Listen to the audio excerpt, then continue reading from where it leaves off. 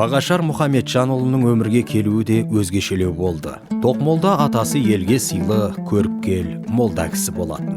Емшілігі де ерекше еді.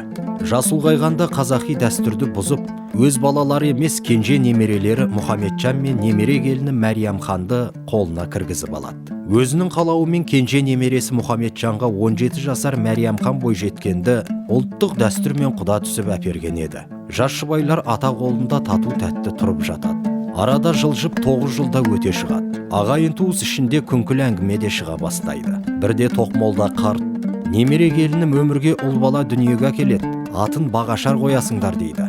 Бәрі де көріпкел сыйлы қарттың айтқанындай болады. Жаңадан өмірге келген Бағашар шөбересіне Тоқмолда қарттың ықыласы ерекше ауады. Шөбересін келініне емзерде ғана беріп, қалған уақытта тонына орап, өз құшағында өсіреді. Бағашар сәбидің 9-10 айлығында емші көріпкел қарт тосын мінез көрсетеді. Бүгін түске таман найзағай ойнап күн жауады. Киіз үйде ешқайсың болмаңдар деп бала-шағаны үйден қуады. Айтқанындай-ақ сол мезгілде кенеттен күн бұлттанып, алай-дүлей болады. Киіз үйге кенет күшті от шашқан найзағай түседі. Шөбересін құшақтап отырған қарт найзағай түскен кезде қолындағы шөбересін жүкке қарай серпе лақтырып, өзі о дүниелік болып, 85 жасында өмірден өтіп жүре береді. Әулие қарттың алдын ала айтқанның бәрі келгеніне ерекше таңданған жұртшылық, ағайын туыс Тоқмолда қарттың әруағын құрметтеп, соңғы демі таусылғанша құшағында болған шөбересі Бағашарды да ерекше сыйлап өсірді. Тоқмолдаев Бағашар Мұхамеджанұлы да көрсе көз тоятындай тұлғалы, ойлы да өнерлі бала болып өседі.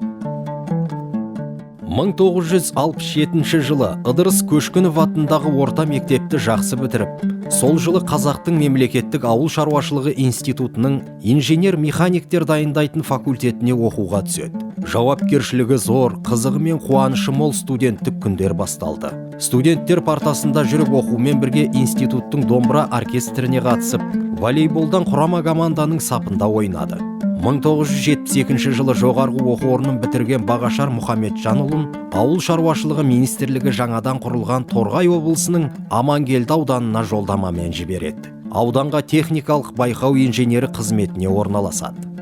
Осы жылдары орта мектепте өзімен бірге оқыған жоғары білімді есеп қызметкері Дайынова Гүлғайшамен сырласа жүріп жанұя құрады. Сөйтіп 1980 жылы Бағашар Мұхамеджанұлының Таулы өлке Кеген ауданының Қазақ СССР-ның 50 жылдық атындағы тәжірибе шаруашылығына бас инженерлік жұмысқа кіріседі. Талапшыл, ізденгіш жас маманның жұмысы алғашқы жылақ нәтиже бере бастайды.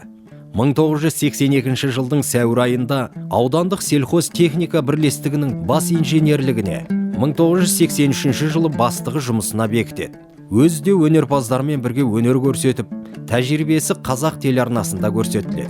Осы кезде жеке шығармашылығы да алға жылжып, шабыт, сағыныш атты күйлер шығарып, жұртшылықтың зор ықыласына бөленеді. Ұйымдастыру қабілеті және іскерлігімен таныла бастаған Тоқмолдаев Бағашар Мұхамеджанұлы аудандық ауыл шаруашылық басқармасының бастығы.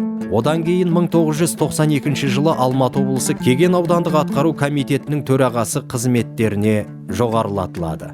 Осы кезде егемендік алған еліміздегі өзгерістерге байланысты Қазақ СССР-ның 50 жылдық атындағы тәжірибе шаруашылығының директоры қызметінде болып, егемендіктің қалыптасып, дамуына өзінің үлесін қосады. 1998 жылы Райымбек ауданы әкімінің бірінші орынбасары қызметіне тағайындалып, оны абыроймен атқарып, зейнеткерлікке шығады. Бағашар Мұхамеджанұлы 40 жылдан аса әр салада жемісті жұмыс істеумен бірге, өзінің сүйікті жары Дайынова Гүлғайша екеуі тату тәтті өмір сүріп, 8 ұл-қыз өсірген абыройлы атана. Олардың ұл-қыздары жоғары білім алып, әр салада жемісті еңбек етуде. Олардың ішінде ұстаз да, дәрігер де, заңгер де бар. Ұл-қыздарын мақтан тұтады.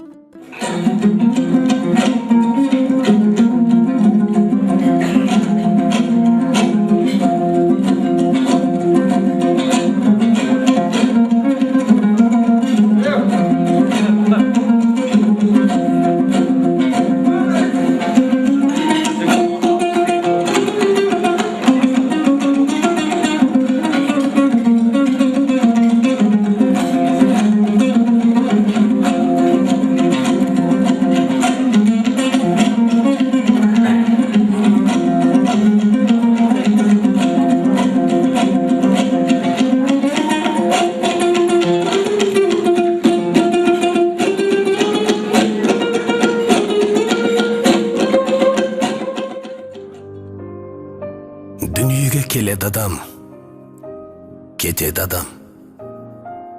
Кімге қоныс болмаған дүние жалған. Алланың бұйрығына дауа барма, өзі берген өмірін өзі алған. Сіз жоқсыз арамызда, жылап қала бердік біз артыңызда. Орның қалдау, ордайып, асыл әке. Не қыларсың, не істерсің бұл тағдырға? Не істерміз, өмірге бағынамыз, еске алып, өзіңді жабығамыз. Сол бір асыл бейнеңді жан әкетай, аңсаймыз да, бәріміз сағынамыз. Жетілді ол қыздарың, жұлдыздай аспандағы. Әке атына кір келтірмеу армандары. Еңбекке араласса алды бүгін, кейінгісі ананың қолғанады. Сағынап, еске аламыз біз өзіңді. Болғай деп барған жері жұмақ төрі. Дұғамыз қабыл болып әр қашанда. Әкешім, аймаласын Алла нұры. Асқар таудай ақиық қамқоршы едің. Біздер үшін төгілген маңдай терің. Бір Алладан ендігі тілеріміз жайлы болсын, әкетай, жатқан жерің. Қош бол, әке.